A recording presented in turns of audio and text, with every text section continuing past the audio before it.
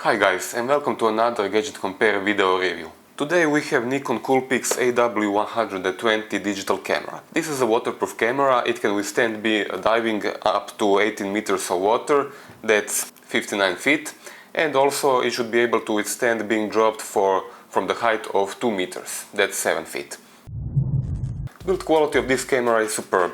It is made from combination of metal and plastic, and when you hold it in hand you have a very solid feeling, and it seems that the camera could withstand a lot of abuse. On the right side of the camera you can see a combined memory card and battery compartment. This camera uses lithium battery, which is strong enough for around 200 shots on a single charge, and also it uses standard SD memory cards. In the same compartment you can also see micro USB and micro HDMI outputs. On the back there is a large LCD with 3-inch diagonal and 920,000 dots, which is as much as you can get in a compact camera nowadays. Viewing quality of the LCD is quite good, as is the case with viewing angles. You can see the LCD from almost any angle. The built-in lens has 5x optical zoom and image stabilization. In 35mm terms, this lens covers from 24 to 120mm range, what is good enough for as shooting underwater or landscapes,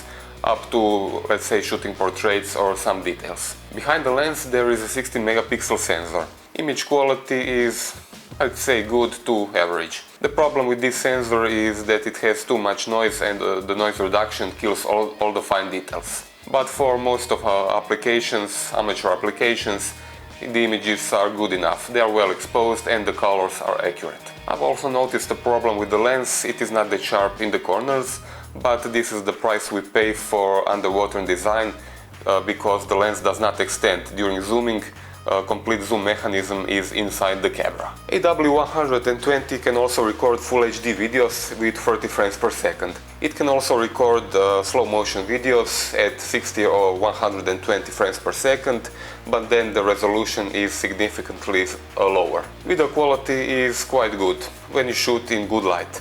When you shoot in low light, like night or underwater when there is no direct sunlight, you can see the sensor struggling with noise. It is very easy to use this camera.